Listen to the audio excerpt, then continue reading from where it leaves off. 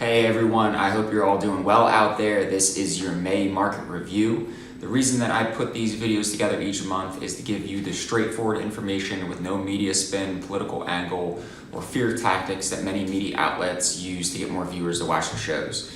My goal with this ultimately is to give you the information about what's going on in the stock market and the economy, and then how that affects your money. So stocks for the month of May ended the month flat after a very bumpy start.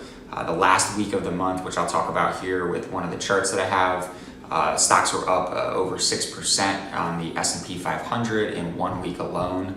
The stock market mounting that type of a comeback typically is a sign of bumpier things that have happened more recently when stocks drop off like they have over the months of April and the beginning part of May.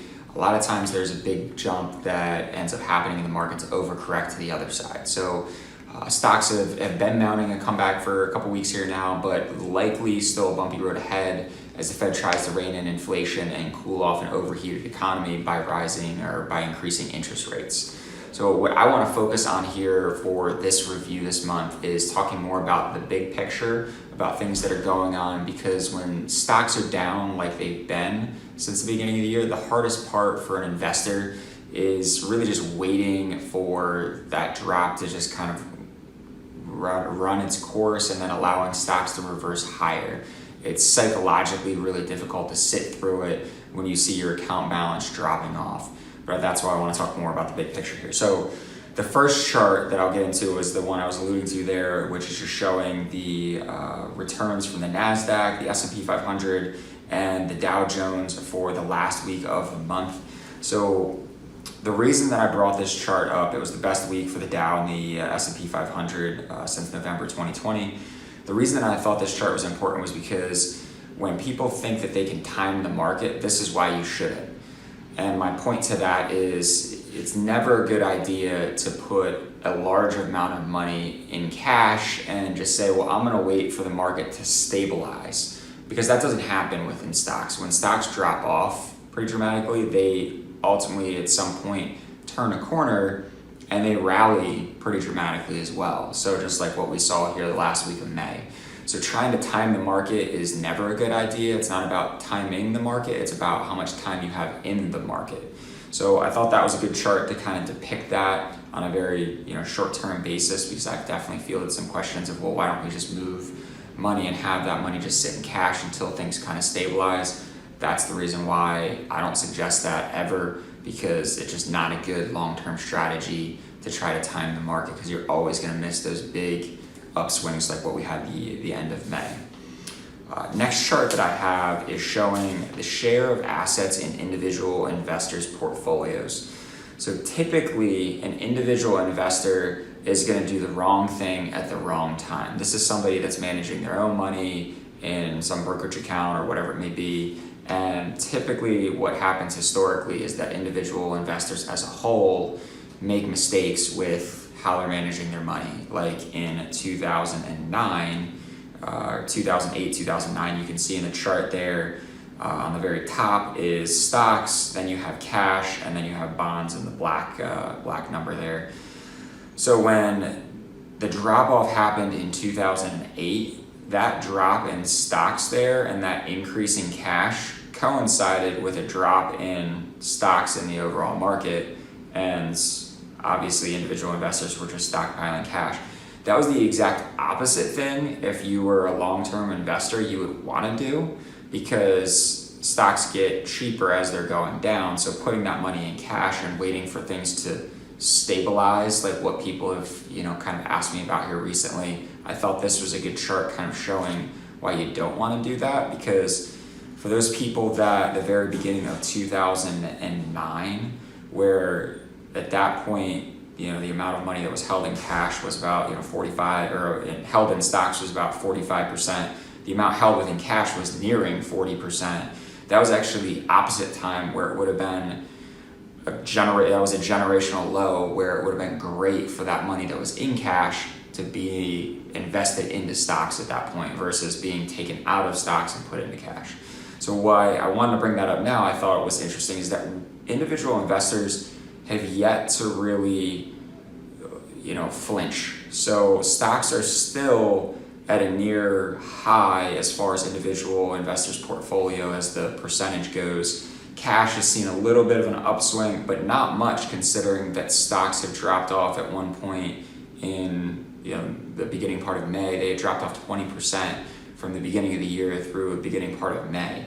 So that's a really good sign that individual investors are hanging in there, because if individual investors can hang in there, that's a large amount of money that they hold within stocks. So it's a good sign that they're hanging in there and they're not flinching yet, even despite the big drop off that we've had in the overall markets. So thought it was an interesting chart. Bonds basically have stayed the same, which brings me into my next chart here. And one of the reasons why within my client portfolios, your portfolios out there, I don't hold bonds in your portfolio. It's something that a little over a year ago I'd cut out of pretty much everybody's portfolio for the reason of what's happening this year in the bond market. So this chart is showing the $10,000 investment within an aggregate bond index going back from 1980 through today. You can see that top line there this year has seen a huge drop just this year alone. Typically, bonds are a very stable, steady, slow-growing part, which typically within a portfolio, and at some point we'll get back to this, and it may be in the near future actually, but typically bonds are a part of a portfolio that actually help offset the fluctuation that happens within stocks to help smooth out the ride of a portfolio as stocks are bumping along like what they've been doing this year.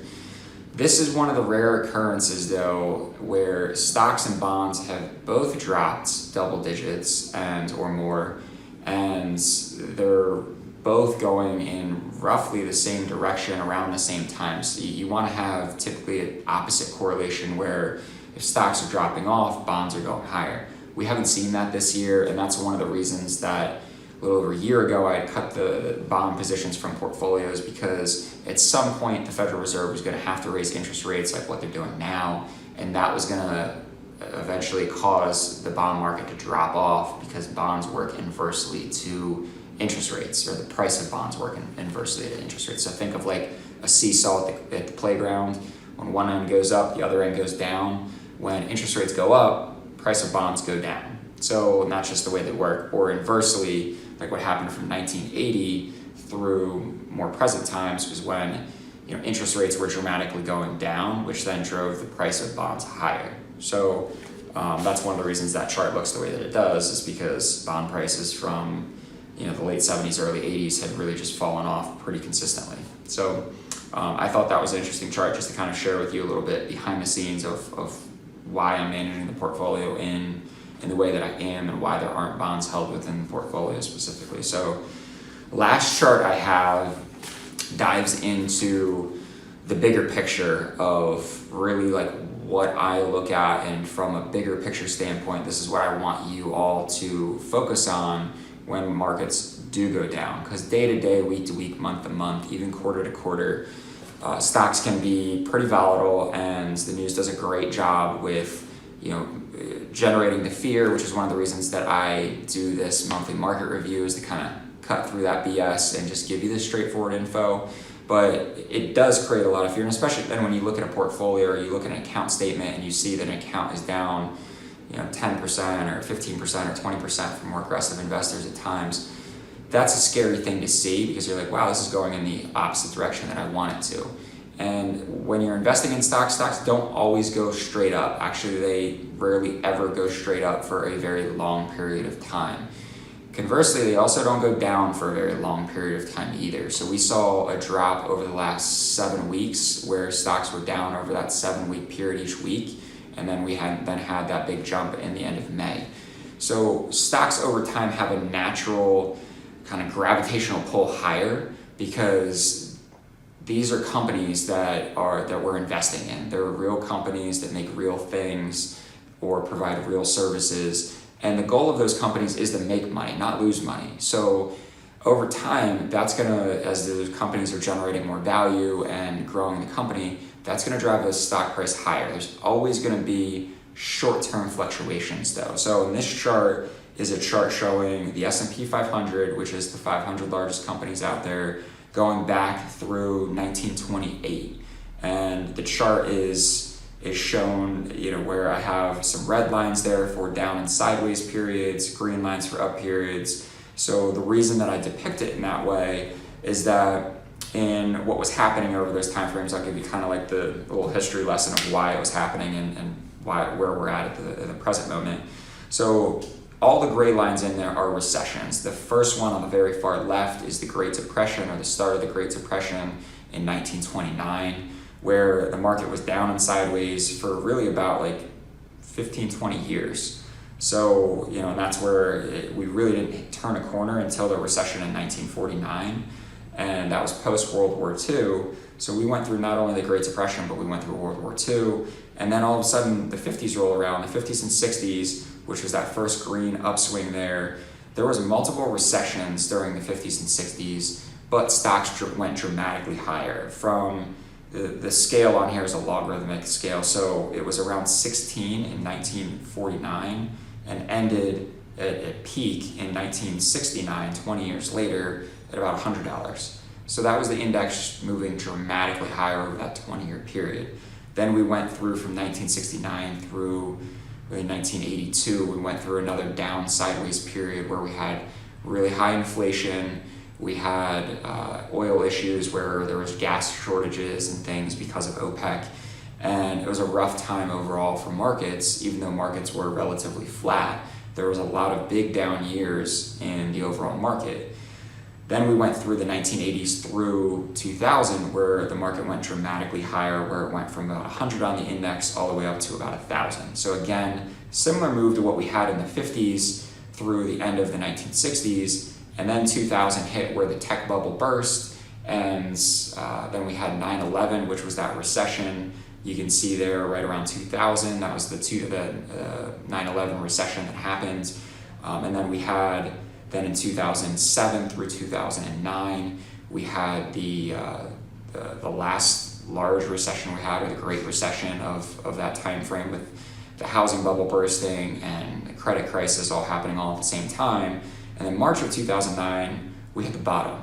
And since then, even despite the 2020 recession with COVID, we've basically gone straight up. So the trends here, if you can pick them out, and one of the reasons I drew the lines like I did, was that there's 10, 15 years of downswings where the market goes down or sideways for 10, 15 years, and then up for roughly 20.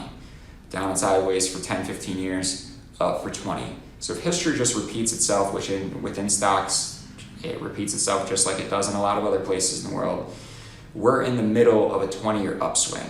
Not to say that we're not going to have, short downswings or recessions during the upswing, but big picture is that we're in the middle of a 20-year upswing that started right around 2009, 2010.